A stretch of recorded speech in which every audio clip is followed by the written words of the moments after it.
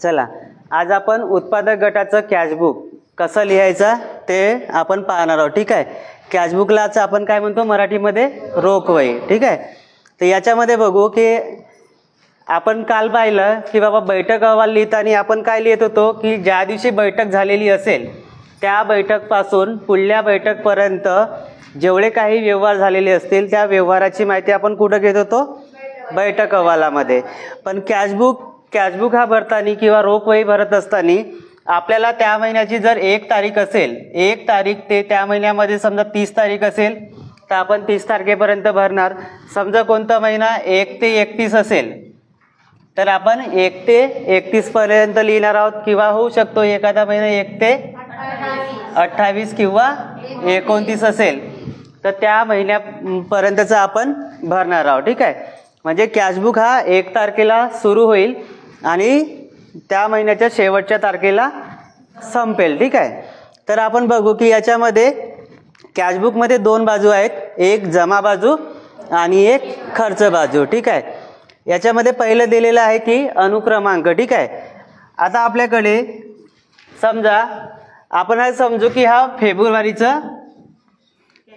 2024चं cashbook सुरू आहे. ठीक आहे. आपण एक लिहिलं, आज तारीख लिहिलं आपण 1 तारखेला, कदाचित 1/2/2024ला. ठीक आहे. आपल्याकडे काय आलंय, एखाद्या ताईचं नाव असेल की त्या ताईनं आपल्याला काय दिलं, सभासद फी. तर मग एक ताईचं नाव लिहिणार आपण. मी लिहित आहे वंदना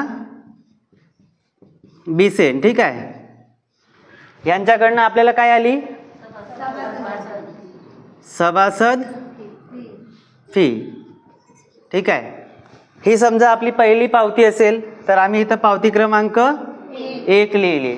आणि जे आपण साधारण खातेवही असेल, समजा त्या साधारण खातेवहीचं हेड जर 1 असेल किंवा 2 असेल, जो कोणता आपण ठरवलं ते ज्या पेजवर आपण लिहिलेला आहे हेड, तर तो हेड आपण इथं लिहिणार. समजा आपण सुरुवातीला 1 लिहिलेला असेल तर आपण 1 इथं लिहू. त्यांनी सुद्धा समजा भाग भांडवल दिली असेल किंवा म्हणू हिस्साधन. ठीक आहे. जर त्यांनी दिली असेल, त्यांना पावती तुम्ही 1च दिलेली आहे. ठीक आहे. पण इथं रोखवही साधारण खातेवहीमध्ये कदाचित ते 2 नंबर पेजवर असेल किंवा होऊ शकते 5 नंबर पेजवर असेल, तर तो आपण लिहिणार. तर वंदना बिसेन ताईनी समजा आपल्याला रोख दिलं असेल तर रोखमध्ये लिहिणार, बँकेतनं दिलं असेल तर बँकेत लिहिणार.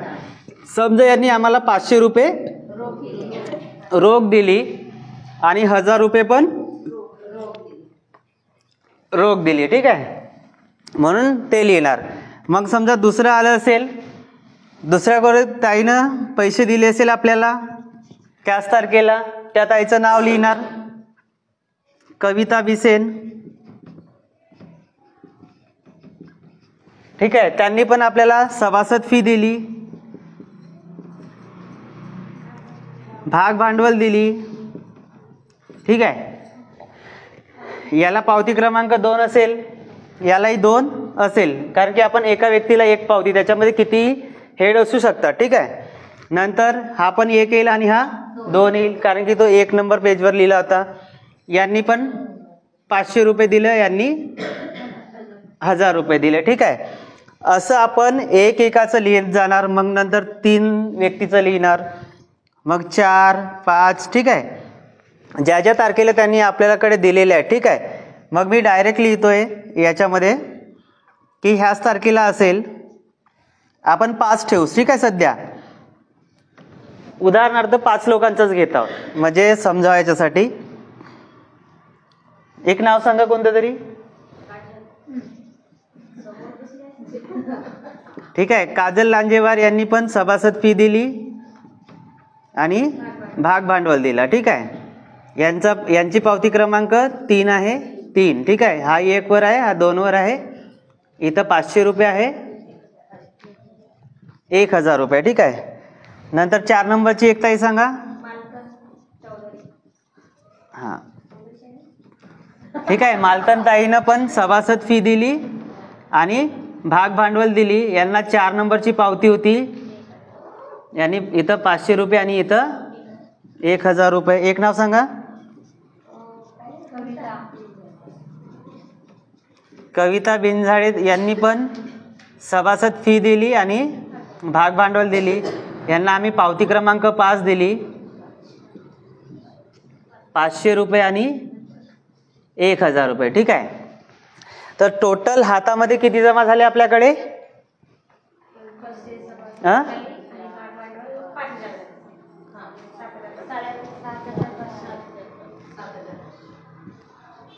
7,500. ठीक आहे. काय म्हणते अ बाजू? काय म्हणते? जमा चालू महिन्यातील. ठीक आहे. आता हे आपल्याकडे हाताने जमा झाले म्हणून आपण हाताच्या बाजूमध्ये लिहिले. ठीक आहे. बँकेतनं काही जमा झाले का? नाही. म्हणून इथं काय असेल? एक तर 0 असेल किंवा डॅश असेल. आता हा आपलं पहिल्याच महिन्याचं कॅशबुक आहे. तर आपल्याकडे सुरुवातीची शिल्लक जे म्हणजे मागच्या काही शिल्लक आहे का? नाही. म्हणून आपण इथं डॅश देतोय. हातातही नाही आहे ना, बँकेतही नाही. क का म्हणते? अ आणि ब ची बेरीज. अ आणि ब ची बेरीज. अ आणि ब ची बेरीज किती झाली? अ आणि ब ची बेरीज काहीच नाही म्हणून डॅश. ठीक आहे. आता ड कडे थोडं लक्ष द्या. ड काय म्हणते? आज अखेर एकूण जमा. याच्यामध्ये असं आहे की आमच्या ह्या उत्पादक गटाने आजपर्यंत रोखनं किती जमा केला आणि बँकनं किती जमा केला. सूत्र काय म्हणतंय?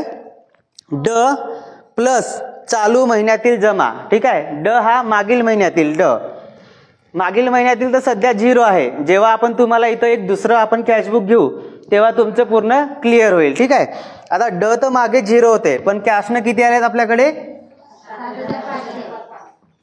7,000. बँकेतनं काही आले आहेत का? नाही. ठीक आहे. म्हणून आपण इथं लिहिलं 7,500. इथं लोक खूप कन्फ्यूज होतात की हेच किंमत जशीच्या तशी लिहिली असं त्यांना वाटतं, पण असं नाही.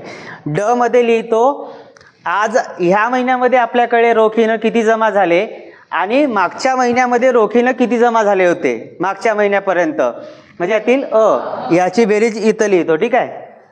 ह्याच्यात कन्फ्युजन होते लोक की हेच जसे तसे लिहिले असं त्यांना वाटते, पण याच्यामध्ये सूत्र आहे. ठीक आहे. नंतर बँकेत मागेही काही नव्हते म्हणून काही नाही. ठीक आहे. आपण याच्यामध्ये खर्च केला असेल. ठीक आहे. आपण 1-2 खर्च लिहू.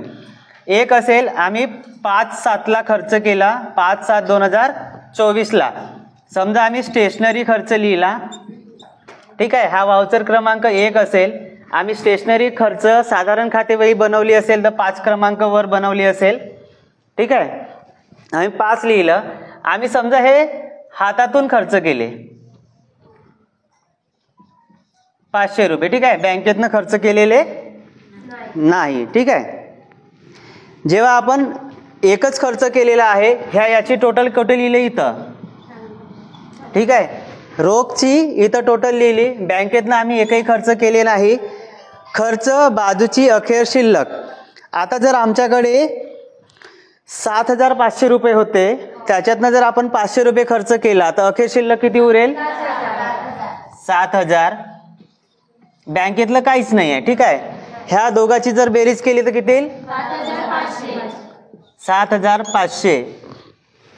क बाजू जमेची क बाजू आणि खर्चची क बाजू ही सारखी आली पाहिजे. 7,500 आहे, 7,500 आहे. आता सांगा आज अखेर एकूण खर्च. आम्ही हाताना खर्च आजपर्यंत किती केलं? मागे काही केलं आहे का? नाही. या महिन्यात किती केलं? 500. आणि बँकेतून काही केलं आहे का?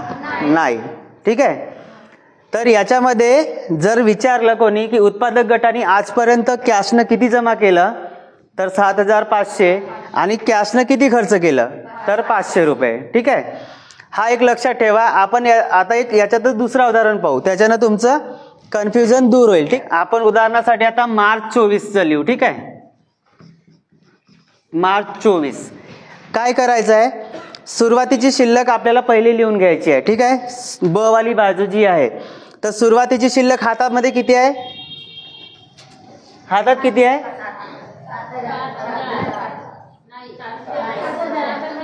7,000 आहे. 500 रुपये आम्ही खर्च केलेले आहे. ठीक आहे. बँकेत आहे का काही? काही नाही. ठीक आहे. म्हणून आपण बँकेत काय लिहिलेली आहे? 0 लिहिलेली आहे. ठीक आहे. आता आपण उत्पादन विकलं. ठीक आहे. आम्ही मार्च महिन्यामध्ये समजा 5/3/24ला, ठीक आहे, आम्ही काहीतरी वस्तू विकल्या आणि आम्हाला विक्रीतून उत्पन्न झालं, ठीक आहे. आम्ही याची पावती नंबर किती फाडली? 6. कारण की पहिले 5 पावत्या फाडलेल्या होत्या, ठीक आहे. मग आम्ही 6वी पावती फाडली आणि आम्ही साधारण खातेवहीमध्ये समजा तो 10 नंबरचा पेज बनवला असेल तर आम्ही इथं 10 नंबरचं लिहितोय, ठीक आहे. तुम्ही जो पेज बनवला असेल, ज्याच्यावर तुमचा अनुक्रमांक जो आला असेल तो इथं आपल्याला लिहायचा आहे, ठीक आहे. नंतर हे आपल्याला बँकेत आले, त्यांनी आम्हाला चेक दिला, ठीक आहे. तर आम्हाला 5,000 रुपये ही बँकेतनं आले, ठीक आहे. नंतर एक 7वी महिला असेल, ठीक आहे, जिनं आमची 8 तारखेला मीटिंग होती आणि 8/3/24ला द्वारका डोरेनं सभासद फी दिली, ठीक आहे. हिला आम्ही 7 क्रमांकाची पावती दिली. रोख हे सभासद फी आम्ही कोणत्या पेजवर लिहितात? 1 वर, ठीक आहे. त्यांनी हातानं किती दिले? 500 रुपये. नंतर आहे भाग भांडवल, हे पण 7च राहणार, पण हा किती राहील? 2. किती दिले? 1,000 रुपये, ठीक आहे. हे 2 गोष्टी आहे, ठीक आहे. नंतर आपल्याकडे एक 30ला 30/3/24ला बँक व्याज मिळाला, ठीक आहे. आम्ही याची पावती फाडली 8 क्रमांकाची, ठीक आहे. हा आम्ही हेड बनवला असेल 12 वर, ठीक आहे. जो तुम्ही हेड बनवला असेल त्याच्यावर किती रुपये आले? हा, किती आले? 150 रुपये आले, ठीक आहे. तर आपण समजण्यासाठी सध्या 3 एंट्री घेतोय, ठीक आहे. आजची काय म्हणते? चालू महिन्यातील जमा किती झाली? जमा नाही, हातानं किती झाली? आणि बँकेनं 5,150, ठीक आहे. आता मागे तर आपली काही नव्हती, याची आणि याची आणि ब ची बेरीज किती येईल? 8,500. आणि ब ची बेरीज किती येईल? 5,150, ठीक आहे.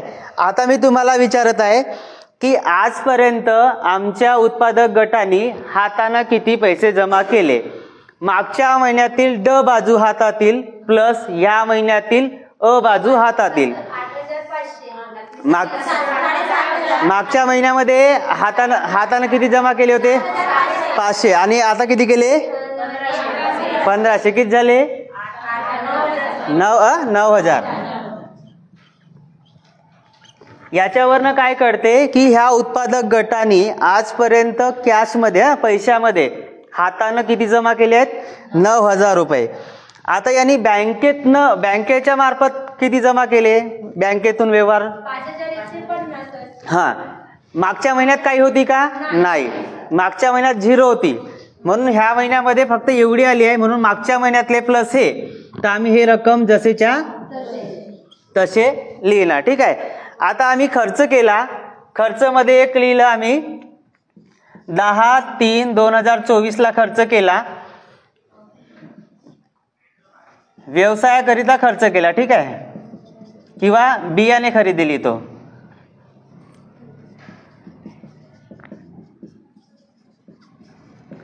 आम्ही बियाणे खरेदी केला, ठीक आहे. वाउचर क्रमांक किती असेल? हा 1 नंबरचं स्टेशनरीचं होतं, म्हणून हा वाउचर क्रमांक 2. बियाणे खरेदीचा हा नवीन हेड आहे, तर याला आम्ही साधारण खातेवहीवर कोणतं हेड देऊ? 13 दिलं, ठीक आहे. हा 13 पेजवर तुम्हाला भेटेल, ठीक आहे. कशाला खर्च केले? आम्ही बँकेतनं खर्च केले.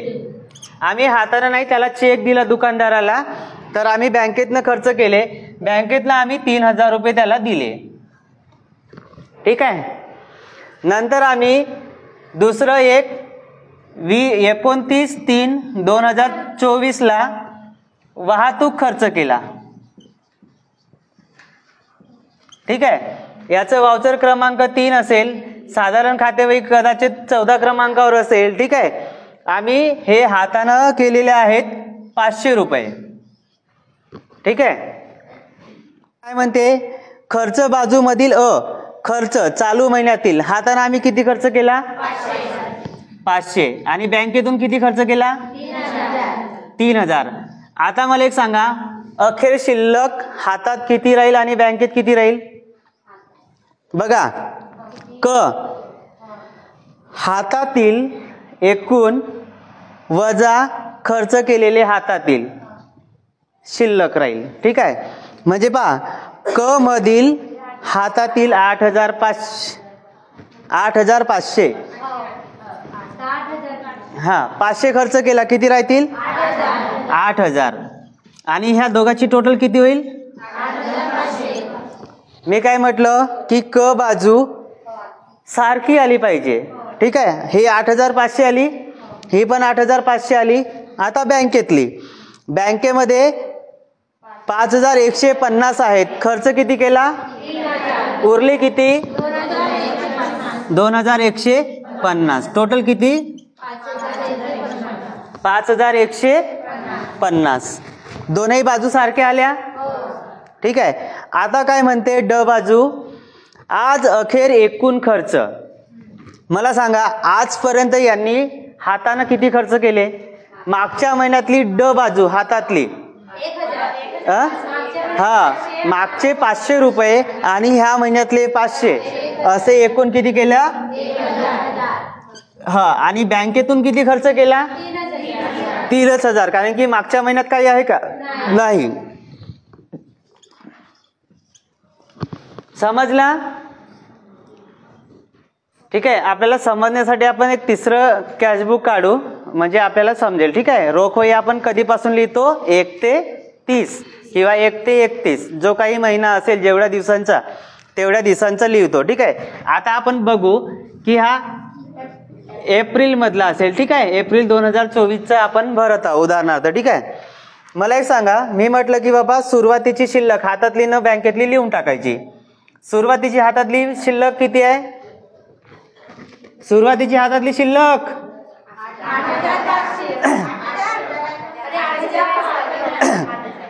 1 लक्षात घ्या,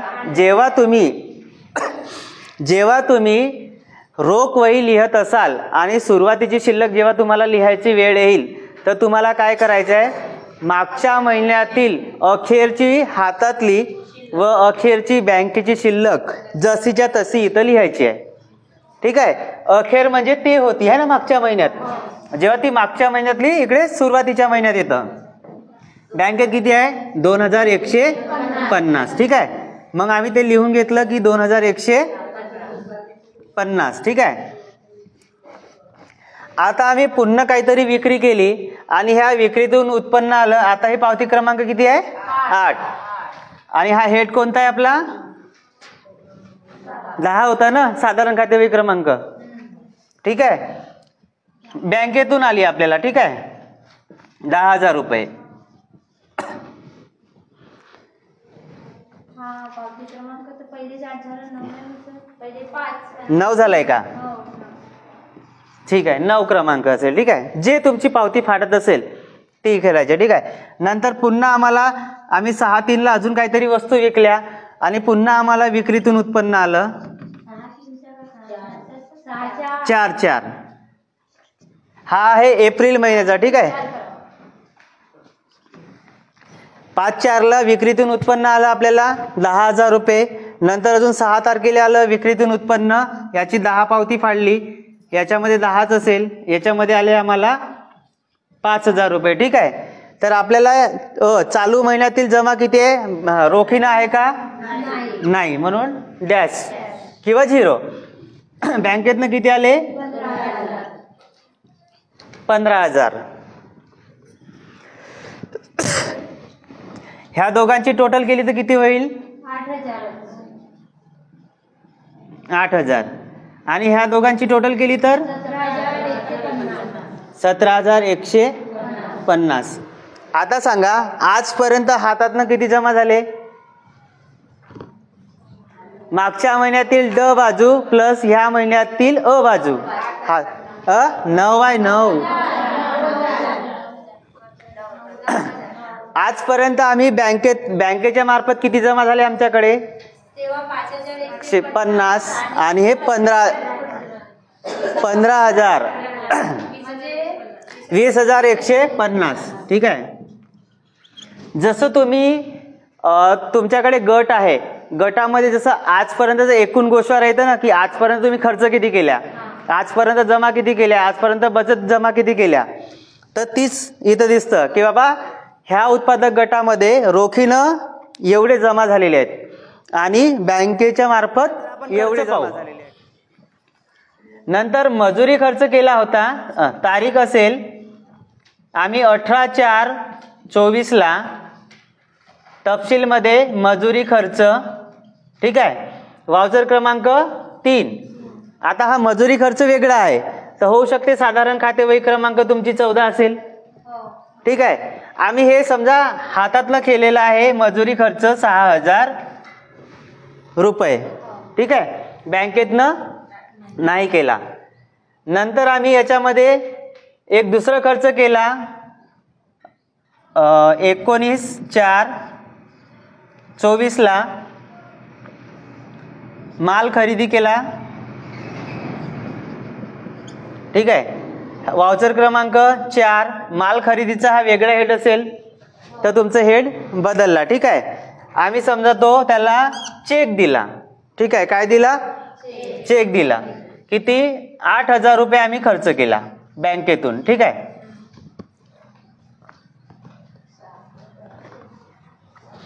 आता मला सांगा ह्या महिन्यामध्ये आम्ही हातानं किती खर्च केला? 6,000 आणि बँकेतनं 8,000. आता मला सांगा खर्च बाजूमध्ये अखेर शिल्लक हातात व बँकेत किती? हातात किती राहणार? किती राहणार? इथं किती येणार?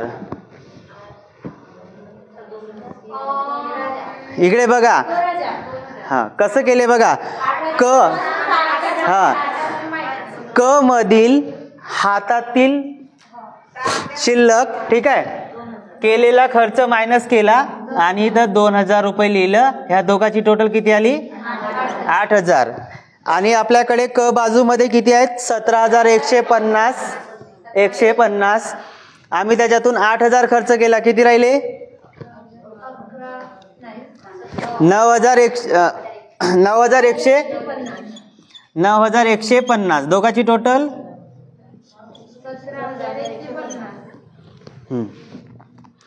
आता मला एक सांगा आजपर्यंत आम्ही हाताने किती खर्च केला? 7,000. मागचे किती होते?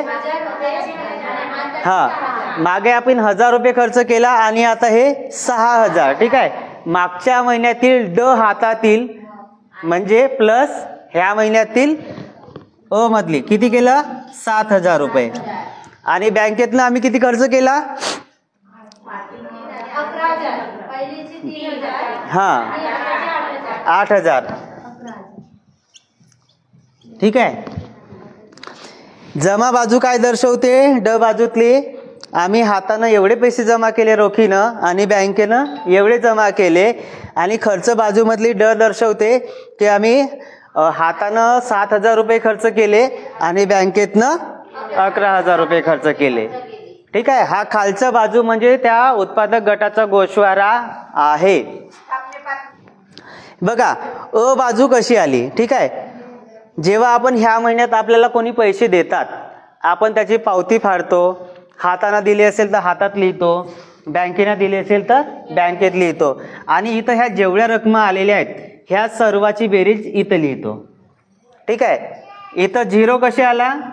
इथं आलेच नाही म्हणून 0 आला. आणि मग म्हणतो की अ मध्येच जमा पण आपल्याला बँके थ्रू किती जमा झाली? कोणी चेक दिला असेल, कोणी बँकेतनं आम्हाला पैसे पाठवले तर हे आम्हाला 10,000 रुपये एक पाठवले आहेत आणि 5,000 एक.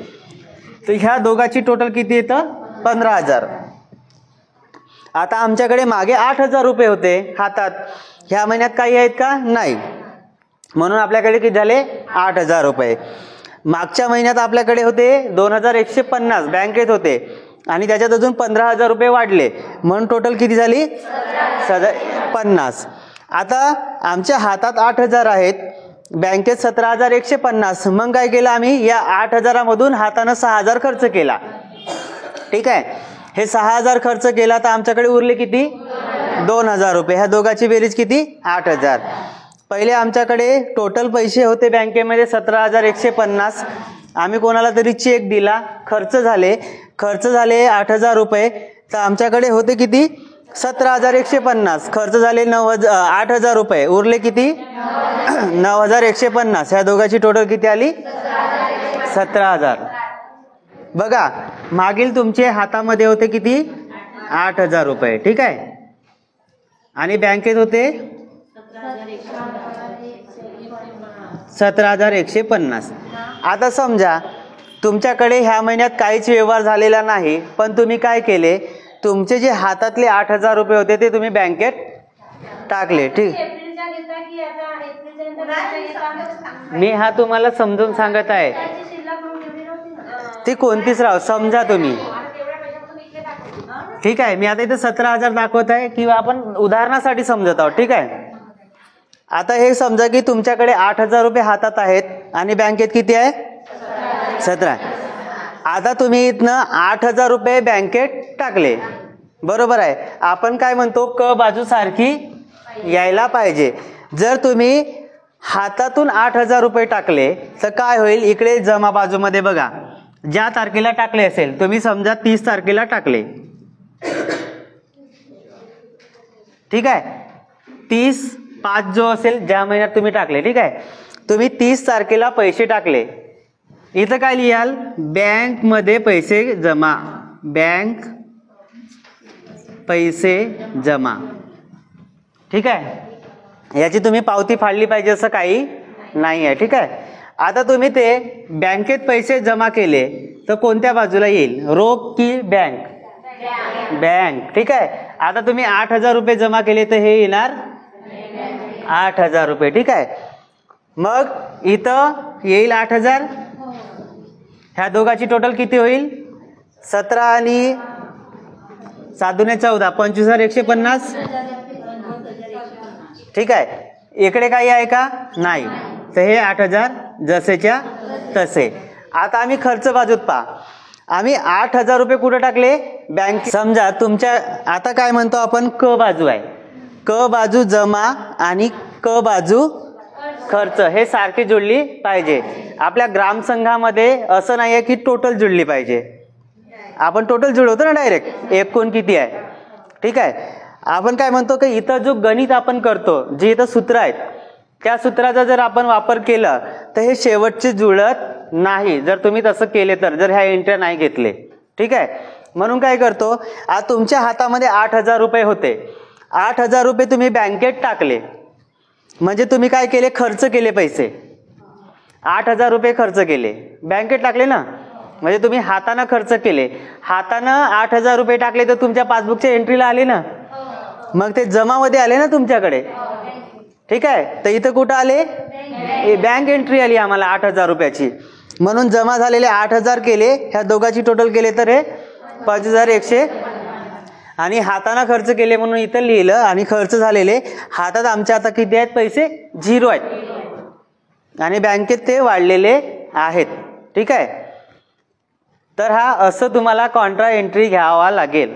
ठीक आहे, याला कॉन्ट्रा एंट्री म्हणते. की तुमच्या हातामध्ये समजा 100 रुपये आहेत मागच्या महिन्यात, ह्या महिन्यात कोणीतरी तुम्हाला हाताने 500 रुपये दिले, तर तुमचे एकूण हातात किती झाले, 600 रुपये. त्याच्यातून तुम्ही हातानं चहा खर्च केला, प्रवास खर्च केला 300 रुपये, तर तुमच्याकडे उरले किती, बरोबर. माझ्याकडे पहिले हातात 100 होते, मग कोणीतरी मला 500 दिलं तर 600 झाले. ठीक आहे, पहिले म्हणजे ह्या महिन्यात 500 दिले, मागच्या महिन्यात 100 होते, म्हणजे अ बाजू कोणती, ह्या महिन्यातले 500 ह्या महिन्यातले, आणि मागचे माझ्याकडे 100 होते म्हणून ब बाजू हातातले, आणि टोटल किती झाले 600. ह्या 600 पैकी आम्ही 300 रुपये खर्च केला, प्रवास खर्च केला 200 रुपये, नाश्ता खर्च केला 100 रुपये, असं हाताने आम्ही 300 रुपये खर्च केला. मग 600 मधून 300 गेले, उरले किती 300. ठीक आहे, तर हा कुठला झाला, हातवाला ते हात, नंतर सांगतो बँकेचा, की तुमच्या अकाउंटला, मागच्या अकाउंटला तुमच्या 1000 रुपये होते तुमच्या खात्यात, ठीक आहे, बँक पासबुकला. नंतर कोणीतरी ह्या महिन्यात तुम्हाला 1000 रुपये दिला, ठीक आहे. अ मध्ये या महिन्यात किती दिलं? 1000 रुपये. कोणीतरी तुमच्या अकाउंटला डायरेक्ट पैसे टाकला, तर तुमच्याकडे 1000 रुपये आले. मागचे किती होते? 1000 रुपये. एकूण बँकेत किती झाले? 2000. आता तुम्ही कोणाला तरी 1500 रुपये चेक लिहून दिल्या, है ना, की एखाद्या नावाचं तुम्ही चेक लिहिले आणि त्यांनी ते 1000 रुपये बँकेतनं काढले, तर तुमच्याकडे एकूण पैसे किती होते बँकेत? 2000, है ना. मागच्या महिन्यातले 1000 आणि ह्या महिन्यातले 1000 असे 2000 झाले. आणि आम्ही त्या व्यक्तीनं कोणाला तरी चेक दिला, तर त्याच्यातनं 1500 कपात झाले, उरले किती? 500, है ना. म्हणजे 1500 प्लस 500 दोघांची टोटल किती होत आहे? 2000. कळलं आता? म्हणून हातातले खर्च केलेले वजा करायचे शिल्लक. हां, बँकेतून खर्च केलेले पैसे वजा करायचे, ठीक आहे. फक्त